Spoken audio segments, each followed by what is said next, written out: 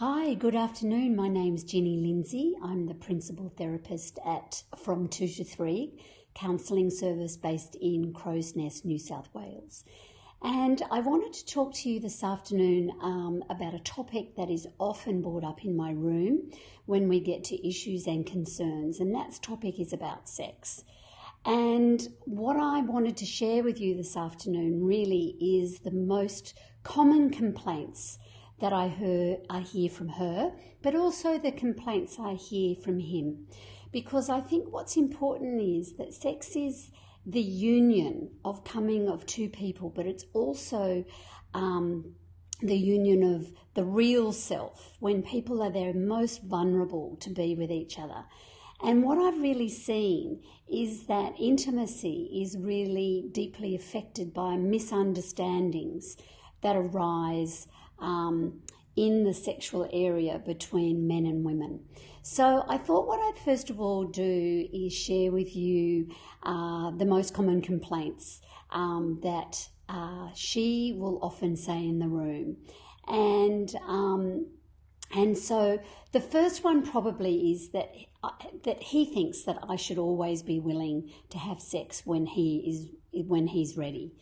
And also when he touches or kisses me, that automatically means sex as well.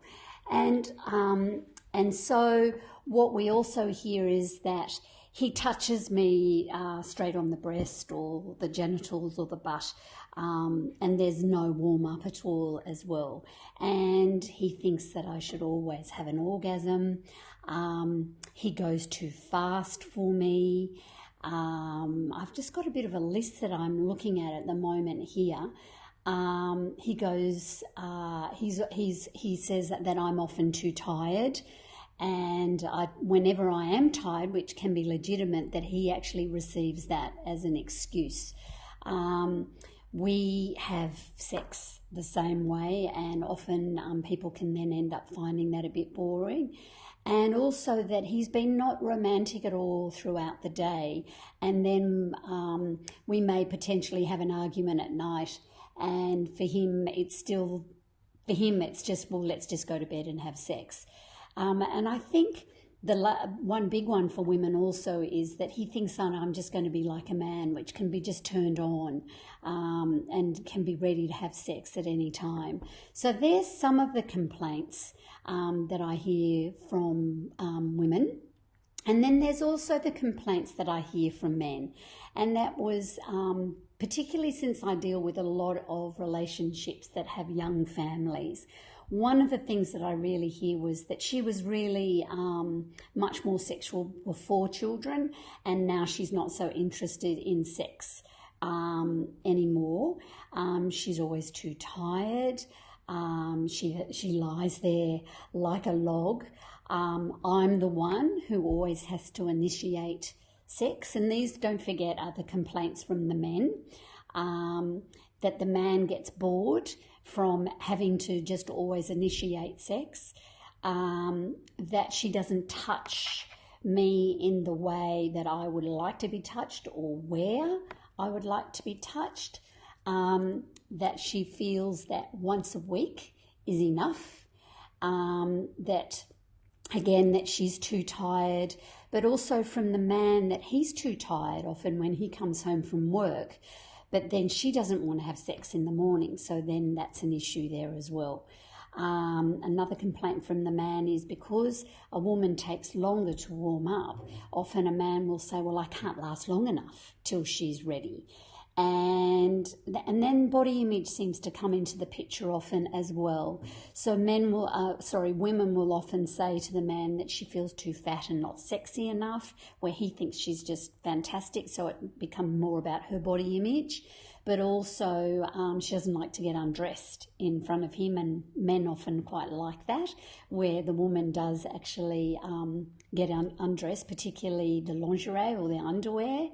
And the big one at the end of all this is that everything just has to be right for her, which is the time and the place and her mood and what I say. And in the end, the man often says, it's just too hard, I give up. So there's some of the complaints that I actually hear that come into the room quite often. And I think what we need to look at is a couple of things. That for women, women take a lot longer to warm up. They're like a kettle. And we hear the kettle starting to boil.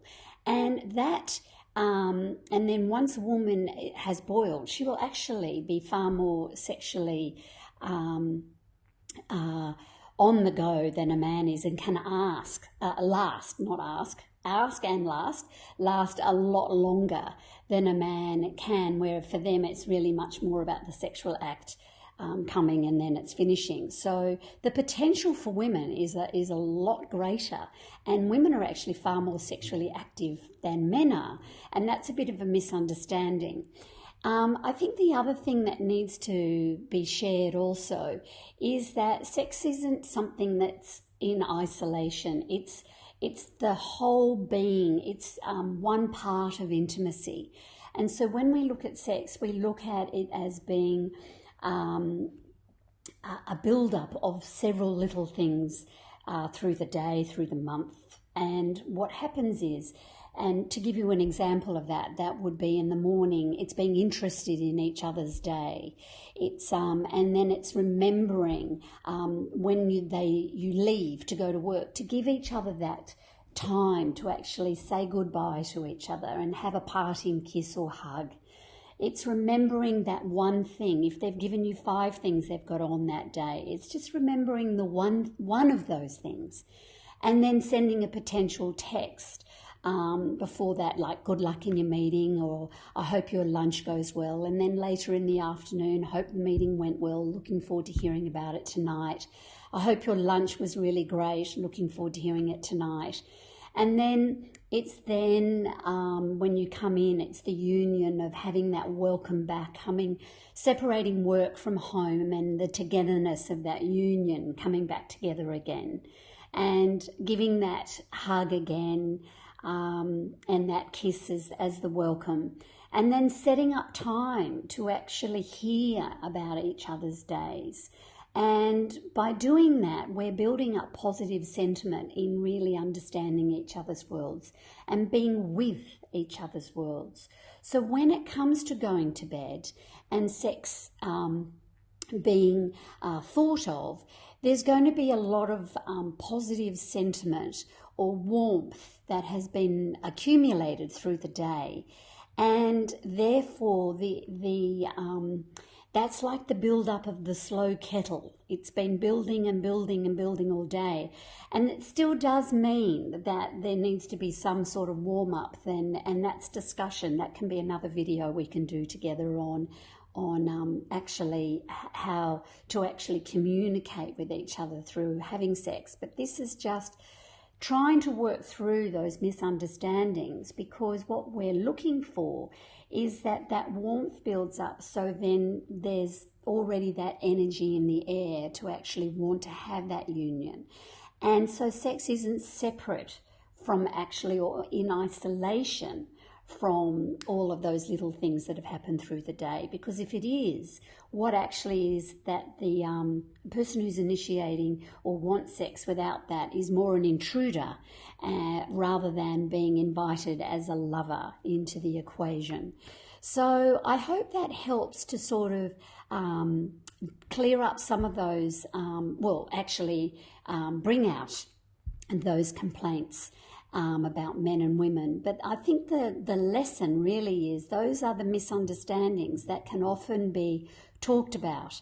And what I do with my couples or individuals is we're all looking for a deeper connection in our relationship. So if we work through those misunderstandings of those complaints and really understand what is underneath each one of those complaints, and therefore how we would like it to meet our needs, our yearnings for what we would like it to look like, then often partners basically have a lot of revelations as to how it could be done differently.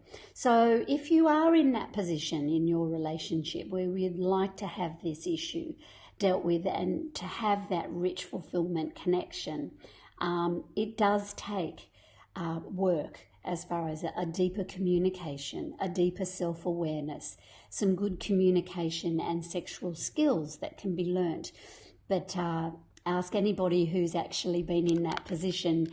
When it's on, it's fantastic. So I look forward to hearing from you.